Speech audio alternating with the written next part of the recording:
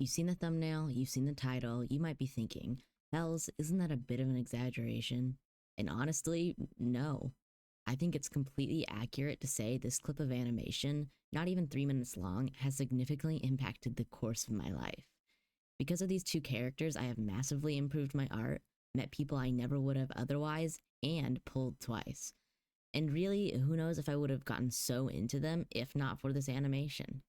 Let me preface by saying I was already into X and Hells as a duo back in 2020 when Hells was first introduced as a character. But when this episode dropped, episode 1021, released on September 7th, 2021, that was the point of no return for me, as evidenced by the fact that I am here, just shy of 4 years later, making a YouTube video about it. So, welcome on in, freaks. My name is Hells, hold the night, and if you're a little confused, let me give you some brief context. Evil Xisuma and Helsknight are characters created by the Minecraft YouTubers Xisumavoid and Helsknight, respectively, for their SMP series Hermitcraft. The clip I will be breaking down today is from Season 8 of Hermitcraft, a plot-heavy season that, quite frankly, I don't even have time to give a synopsis of.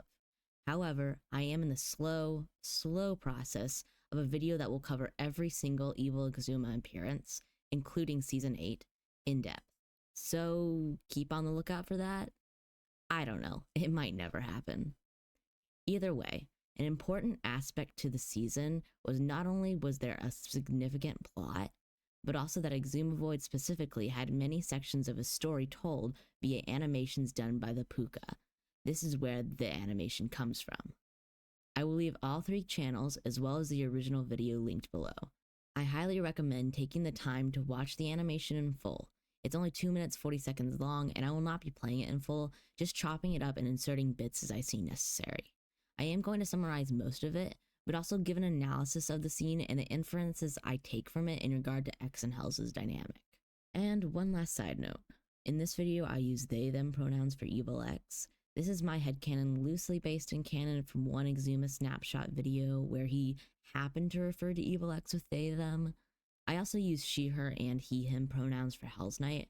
This is not based in canon whatsoever, but it is very dear to my heart, and I would be remiss if I made a whole X Hells video and didn't she, he, Helsknight.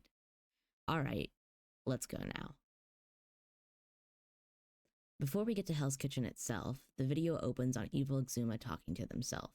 Their plan for the season is going well, but they need one more hermit for their team. They have to call in a favor. This could be nothing, but with the wording, there is the possibility this means Hells owes Evil X in some way. Why? Well, there's a good fanfic prompt for you. Then we pan in on Hell's Kitchen, what looks to be an underground bar with a very nether style of decor. There are a large variety of patrons ranging from evil hermit counterparts, piglins, to Jeff the Minion. Also want to point out the 2 doors that are presumably restrooms only labeled evil. Love that. Anyways, Hells and X are sat at a booth opposite of each other, talking. They're saying something about Herobrine, but X soon drags the conversation back to the reason of their meeting. So let's cut to the chase. I have a favor to ask. Ah, so we weren't just catching up then. Well, you know me, I have no time for leisure, but sometimes we can mix business and pleasure. You're a busy guy. I get it. So what's up? So, we weren't just catching up then, says Hells. This implies their familiarity. This isn't the first time they've met, far from it. Maybe it's been a while since the last time, though. Hells' tone seems teasing, knowing. He's been expecting them to get to the point for some time now. Well, you know me, replies X. I have absolutely no time for leisure, but sometimes we can mix business and pleasure. And what can I even say here? Putting aside that X says Hells knows them, mixing business and pleasure? Well, that's certainly interesting phrasing. Moving forward, X cuts to the chase about what they want. Another one of your schemes, Hells says, in a tone that you could interpret as fondness. The derp coin. That's what's going up. Another one of your schemes, I see. Ah, yes.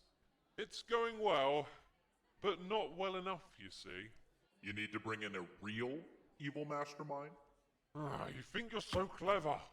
I mean, and you are, of course. That's why I need your help. Well, you've got my ear. Hels teases X here, openly. They have a short fuse and she knows it. It feels almost routine. Is this how they do things? They meet, they rile each other up, they talk, and they keep coming back for more. They can't help it. X goes on to explain further what they want from Hels, but he can't help in the way they were expecting. She still offers some advice on how to get Wells under their control, but very quickly guides the conversation away and back to their previous topic. To me, this reads as a genuine desire from Hels to just spend more time with Evil X. He knows they're here for something, and he entertains it, but ultimately that's not why he's here. She's here because they asked him to be, and she wanted to be. And maybe some part of him is exasperated that they're here but paying more attention to their own scheme than to her. And here is where I really get into iffy waters with my extrapolation. In my eyes, this whole interaction tells me these characters have a history. They have a comfortable dynamic they slip into. Hels may tease X, and X may call this only a business trip, but they can mix business and pleasure. They may use scheming as an excuse to see each other, but there is so much more unsaid. A tension in the air that rolls off the back of an easy dynamic they share. Maybe they lay the teasing and antagonism on thick in public to keep the truth from themselves and others. They're pulled to each other even if they can't be honest about why, even if they don't know why. Now, I know the whole point in this video is the Hell's Kitchen scene, but I briefly want to drop in one last thing. The nail in the coffin, that is my analysis of that scene. It comes later in Season 8, almost at the end, episode 1034. We see Evil X goes back to Hell's. And now, unlike last time, it's vacant. A few people rush past them, fleeing. They go back and they say, "Where is he, I wonder?" They're looking for Helsknight. They return to Hell's Kitchen and the bartender tells them everyone is left because they believe the moon will destroy Hell's. So why did X go back? Was it that when everything was going wrong and they were losing their powers, the only person they could think to go to was Hell's? It's shown in that clip that they didn't know Hell's, the place, was in danger. So they didn't go back out of concern or obligation for Helsknight. They were genuinely just seeking him out when everything was going wrong. And where was Hell's? Did he run off in search of an escape from the moon? Or was she looking for X2 in the overworld? Did they miss each other and their chance to say goodbye just by a hair? At the end of the season, Xisumavoid and Helsknight meet in the end. They get the comfort of companionship in the last moments of the server. Evil Xisuma and Helsknight are not afforded the same luxury. Would they ever see each other again? Or was this it for them? And, well, that's my take. This is, of course, not all I could say about them and my story for them, but as far as analyzing canon interactions, that one meeting and the later implication is all we get. What's my takeaway then? Well, I think they're gay. I think they are certifiably gay. I mean, just look at how they sit. In all seriousness, though, feel free to interpret this in whatever way you want. I choose to do so in a homoerotic light, but you don't have to. I think whatever way you take it, it's undeniable they have a history and so much potential for you to explore with your own works of fiction. That's a wrap then.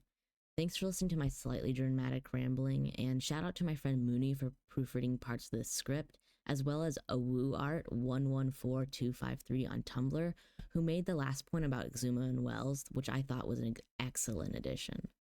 Subscribe to never see any more videos from me, and follow my Tumblr for really bad posts.